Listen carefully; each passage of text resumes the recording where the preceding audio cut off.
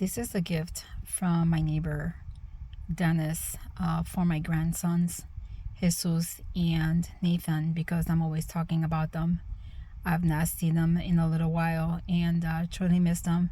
And since I can't read to them every night, so hopefully this book gets to them.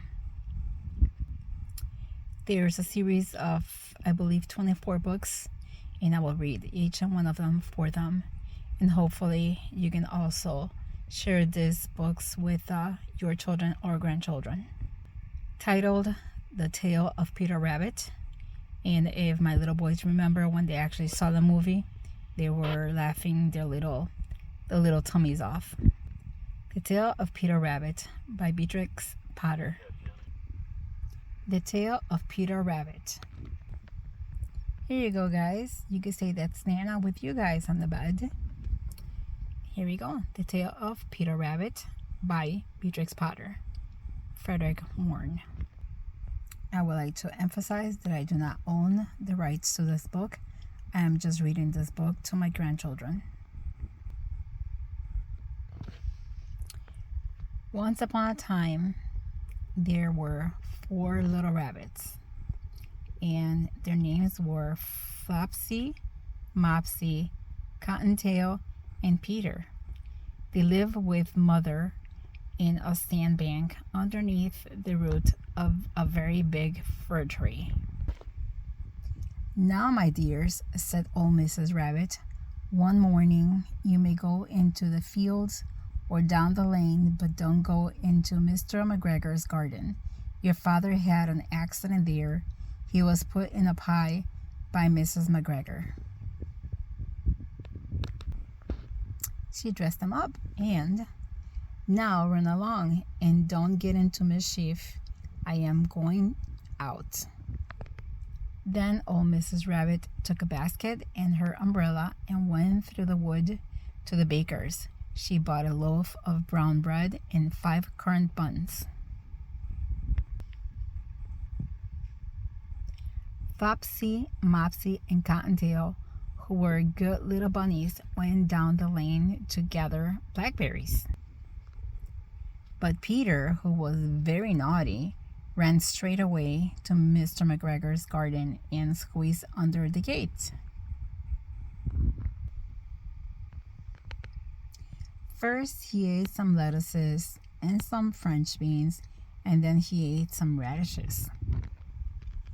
And then, feeling rather sick, he went to look for some parsley.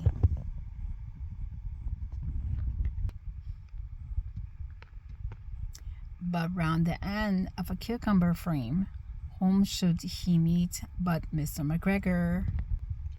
Mr. McGregor was on his hands and knees planting out young cabbage.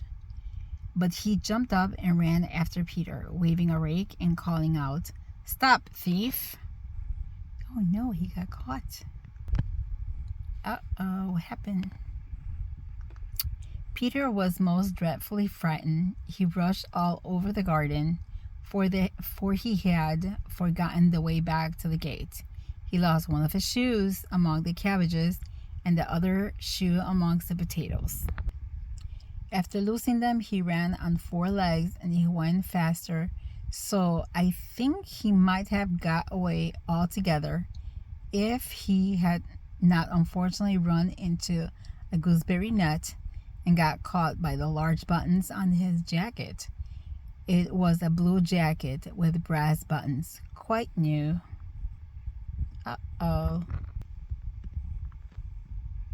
Peter gave himself up for lost and shed big tears, but his sobs were overheard by some friendly sparrows, who flew to him in great excitement and implored him to exert himself.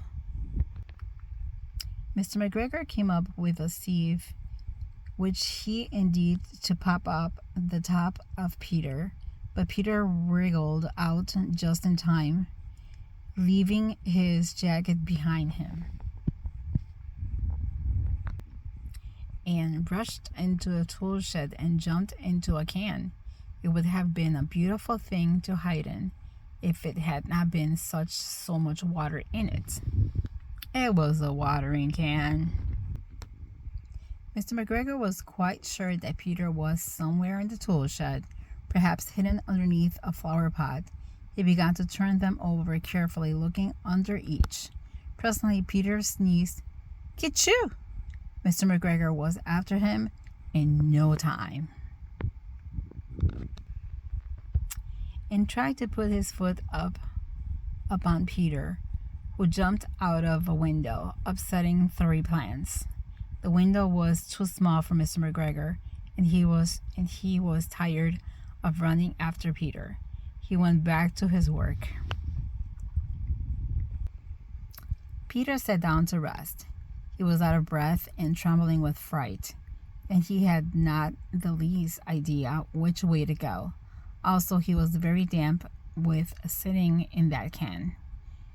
After a time, he began to wander about, going lippity-lippity, not very fast, and looking all around.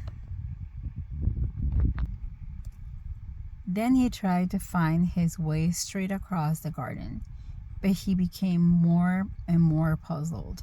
Presently, he came to a pond where Mr. McGregor filled with his water cans. A white cat was staring at some goldfish. She sat very, very still, but now and then the tip of her tail twitched as if it were alive. Peter thought it was the best way to go away without speaking to her. He had heard about cats from his cousin, little Benjamin Bunny.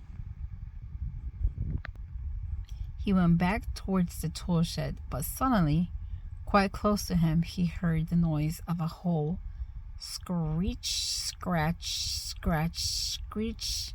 Peter scuttered underneath the bushes, but presently, as nothing happened, he came out and climbed upon a wheelbarrow and peeped over. The first thing he saw was Mr. McGregor hoeing onions. His back was turned towards Peter, and beyond him was the gate. Peter got down very quietly off the wheelbarrow and started running as fast as he could along a straight walk behind some blackcurrant bushes. Mr. McGregor caught sight of him at the corner, but Peter did not care. He slipped underneath the gate and was safe at last in the wood outside the garden. Mr. McGregor hung up the little jacket and the shoes for a scarecrow to frighten the blackbirds. Oh no, he used Peter Rabbit's jacket and shoes. Peter never stopped running or looked behind him till he got home to the big fir tree. He was so tired that he flopped down upon the nice soft sand on the floor of the rabbit hole and shut his eyes. His mother was busy cooking. She wondered what he had done with his clothes. It was the second little jacket and pair of shoes that Peter had lost in a fortnight. I am sorry to say that Peter was not very well during the evening. His mother put him to bed and made some chamomile tea, and she gave a dose of it to Peter, 1 tablespoonful to be taken at bedtime. But Flopsy, Mopsy, and Cottontail had bread and milk and blackberries for supper. The end. Here they are. Alright guys, I hope you enjoyed this little story, and tomorrow I will read you another book. I love you and miss you very, very much. Jesus Nathan, I love you and miss you very, very much. We want to thank Mr. Dennis for his gift to you guys of these books. Thank you. I love you. God bless you.